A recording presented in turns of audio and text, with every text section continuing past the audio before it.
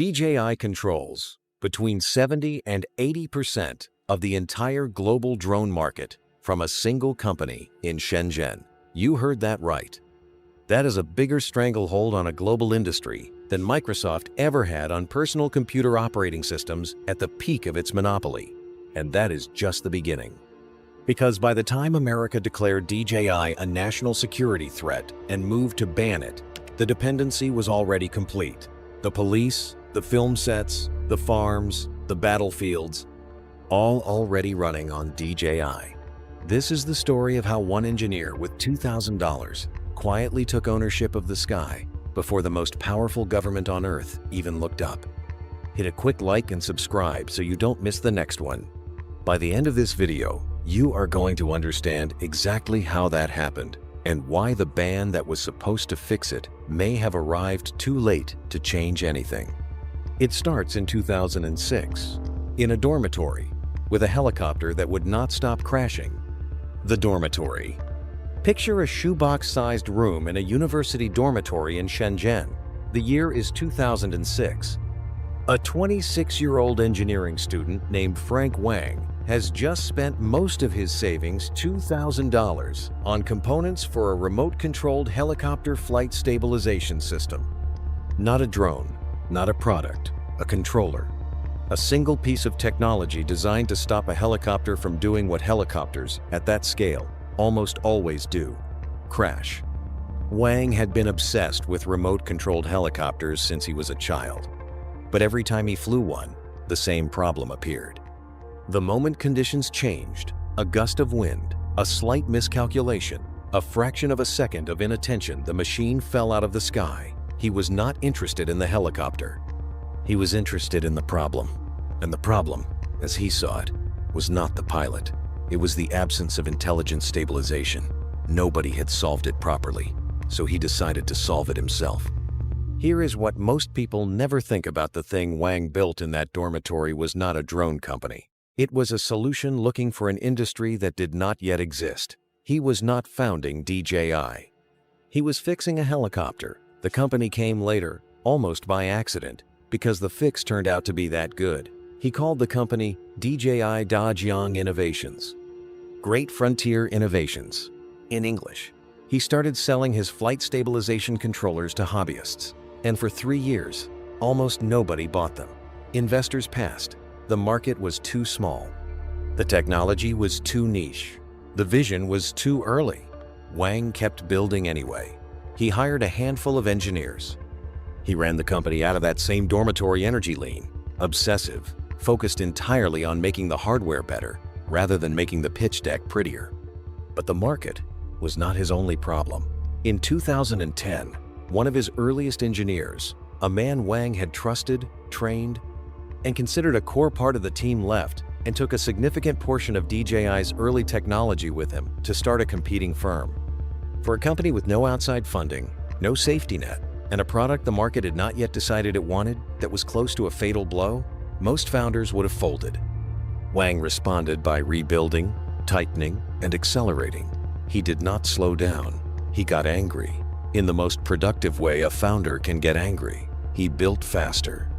Here is the detail that puts everything into perspective. By 2012, DJI had fewer than 50 employees and was operating out of a modest office in Shenzhen. The American drone industry, such as it was, consisted mostly of military contractors and hobbyist communities that had no idea a Chinese hardware company was about to make everything they were doing look primitive.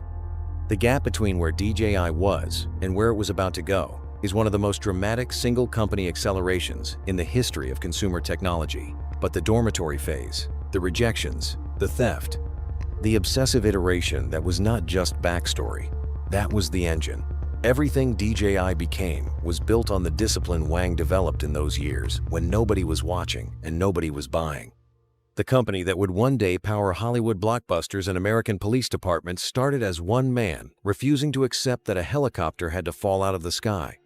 And as extraordinary as that foundation was, it is still not the main event. Because in 2013, Frank Wang did something that did not just change DJI, it changed what the entire world thought a drone could be. The phantom moment. Imagine you are holding a television remote control that is roughly the size and weight of what serious drone hobbyists were working with in 2012. Flying a drone back then was like building your own computer in 1979. Possible, but only for a specific kind of person. Frank Wang looked at that barrier and decided to demolish it. In January 2013, DJI launched the Phantom One. Not the most powerful drone ever built, not the most technically sophisticated. What it was, and this is the detail competing engineers still do not like to admit, was the first drone a normal person could take out of a box and fly within minutes. No assembly, no calibration ritual, no engineering degree. One box, one drone, ready to go. The price was $479. You heard that right. When comparable aerial photography setups cost thousands of dollars and days of preparation, DJI put a camera-ready drone in a box for less than a weekend trip. The consumer drone market did not grow after the Phantom One launched. It was created by it. Here is what makes this incredibly exciting. Before the Phantom One, drones were either military hardware or hobbyist projects. After it, drones were something anyone could own and build a business around. Within 18 months, entire industries of drone photographers, agricultural operators, and inspection professionals had emerged around a platform that simply did not exist before. Competitors responded. American companies, European companies, Chinese startups all accelerated. Some matched DJI on specs, a few briefly matched on price, but DJI was not standing still. The Phantom 2 arrived, then 3, then the Inspire One, the tool of choice for professional cinematographers, then the Mavic, a professional-grade drone that fit in a jacket pocket. Every time a competitor reached where DJI had been 18 months earlier, DJI had already moved on. The gap never closed because DJI never stopped running. By 2015, DJI won an Emmy Award. Not a technology prize, an Emmy for contributions to cinematography in Game of Thrones and NFL broadcasts. A dormitory hardware company had become so embedded in the world's largest entertainment pipelines that the people who judge television excellence felt compelled to acknowledge it. That is not market share. That is cultural infrastructure. But a dominant product and a Hollywood award is still only half the equation. Because what DJI built underneath the hardware, invisible to most users, irreplaceable to every professional, is the real reason the band that came a decade later changed almost nothing. The ecosystem trap. Think about a power outlet in your house. You do not think about it. You do not evaluate it. You plug things in and they work. Now imagine that every appliance you own, every device you depend on, every workflow in your home was built around one specific outlet made by one specific company. And then imagine that company is suddenly declared a national security risk. You cannot just swap the outlet, you have to rebuild the house. That is what DJI built. Not a drone, a power outlet that an entire industry plugged into without realizing it was the only outlet in the room. Here is how it happened. When DJI launched the Phantom One, it did something most hardware companies at that stage do not do. It opened its software. It built developer APIs, think of those as official instruction manuals that allow outside companies to build their own tools directly on top of DJI's platform. A mapping software company could integrate directly with DJI's flight systems. An agricultural analytics firm could plug its crop monitoring tools straight into DJI's data pipeline. A Hollywood production house could build its entire camera operation workflow around DJI's gimbal and imaging software. And they did. Thousands of them did.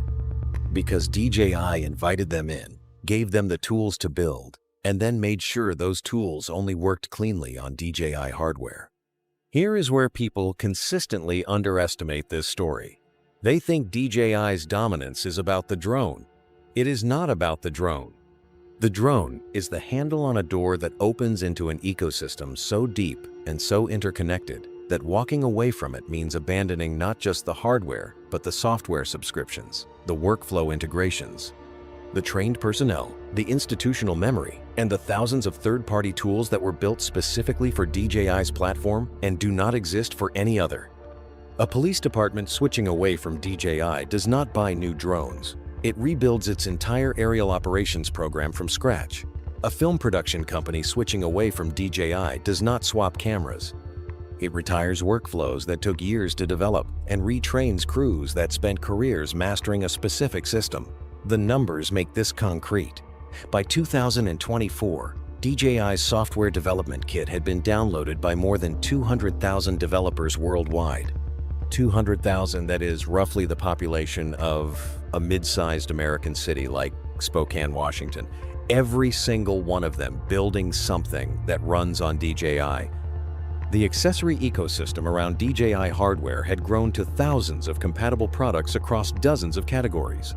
Carrying cases, charging systems, specialized lenses, thermal imaging attachments, agricultural spray systems, an entire secondary market that only exists because DJI exists, and that would become worthless the moment DJI disappeared. Now here is the part that started making governments very uncomfortable. DJI's software does something no physical hardware can do after the sale. It updates, remotely, silently, to every drone in its ecosystem simultaneously. That means DJI can push performance improvements and safety features to millions of drones already in the field without the owner doing anything. But it also means DJI can push restrictions. The system is called geofencing. Through a software update, DJI can designate any geographic area on Earth as a no-fly zone and prevent any drone in its ecosystem from entering that space. Airports, government buildings, military installations. DJI has used this cooperatively with authorities around the world. But the capability itself, the ability to reach into a drone you purchased and tell it where it cannot go, sits entirely with a company headquartered in Shenzhen, not in Washington, not in Brussels.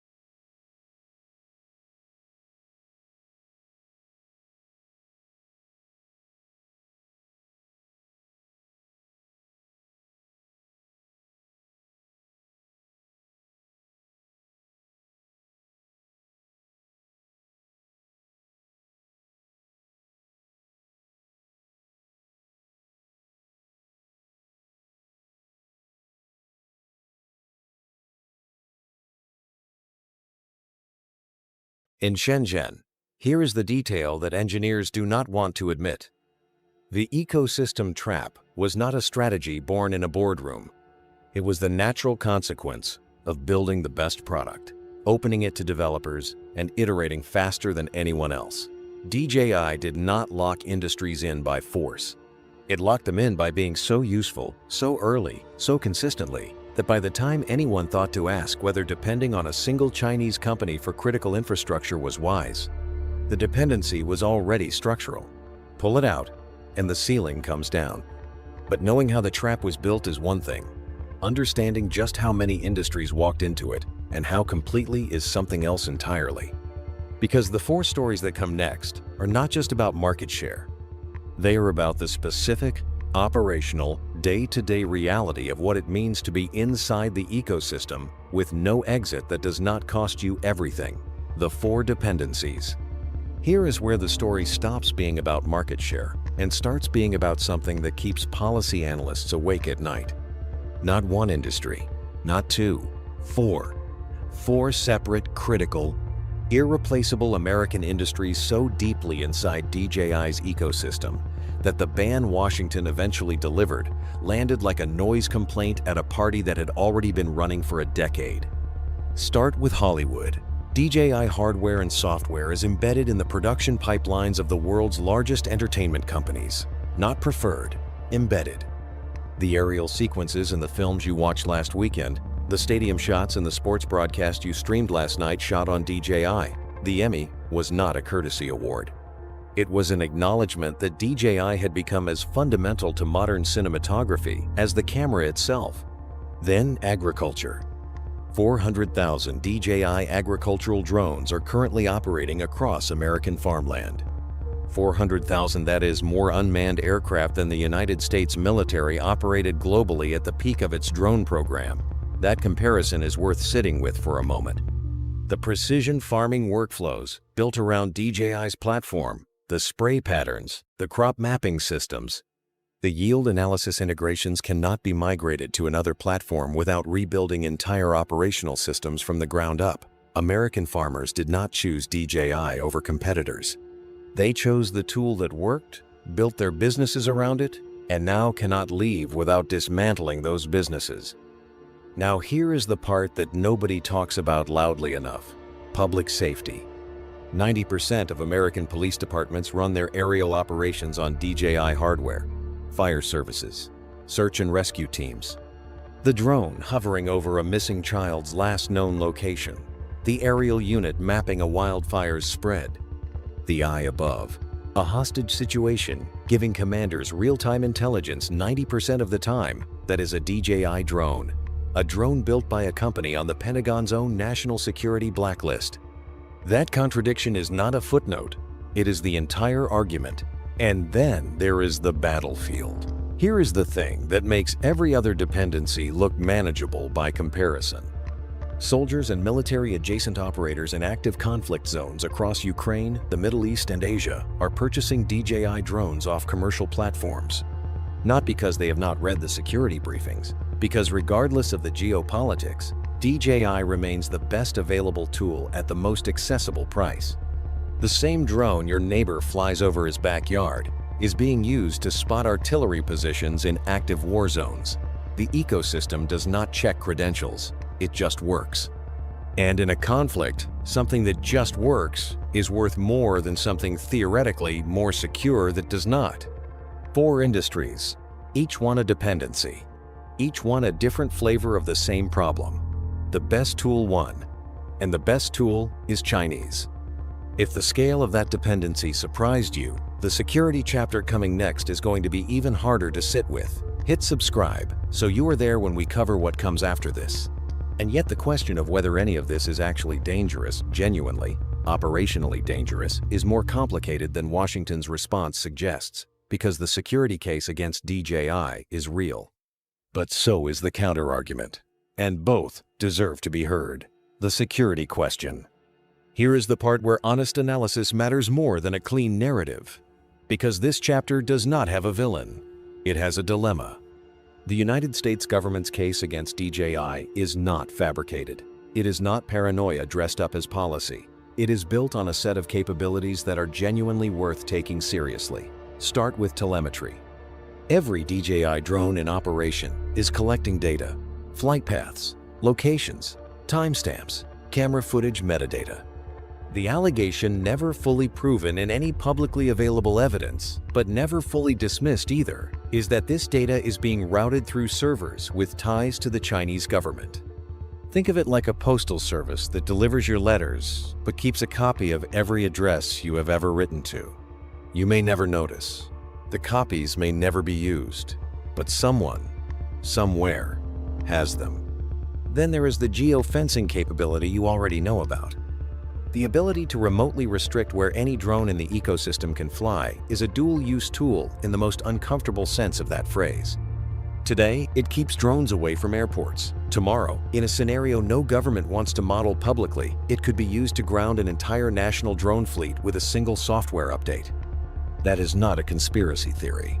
That is a logical extension of a capability that already demonstrably exists. Here is the part that most analysts agree on. The threat does not require active espionage. It does not require a smoking gun. It requires only that the capability exists and that the company holding it is legally subject to the Chinese National Intelligence Law, a law that compels any Chinese company or citizen to cooperate with state intelligence. Operations. Upon request, DJI does not have to be spying for the risk to be real. It has to be spyable, and by that standard, the government's concern is legitimate. But now, here is the counter-argument, and it deserves equal weight. No verified, publicly available evidence of active DJI espionage has ever been produced. Not one confirmed case of telemetry data being weaponized against American interests. Not one documented instance of geofencing being used as a hostile act. DJI has repeatedly offered to submit to independent security audits. It established a government edition drone specifically stripped of data transmission capabilities for use by American public agencies. It opened its source code for review. Every concrete olive branch has been met with the same response, from Washington suspicion maintained, blacklist preserved, no audit commissioned, no evidence produced. Here is the uncomfortable truth that sits at the center of this debate. The absence of evidence is not evidence of absence. A sophisticated intelligence operation does not announce itself. The data, if it is being collected, would be collected quietly, stored patiently, and used strategically at a moment of maximum value, not in a way that triggers a news cycle.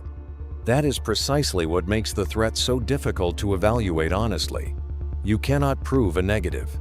You cannot demonstrate that a capability has never been used simply because you have not caught it being used.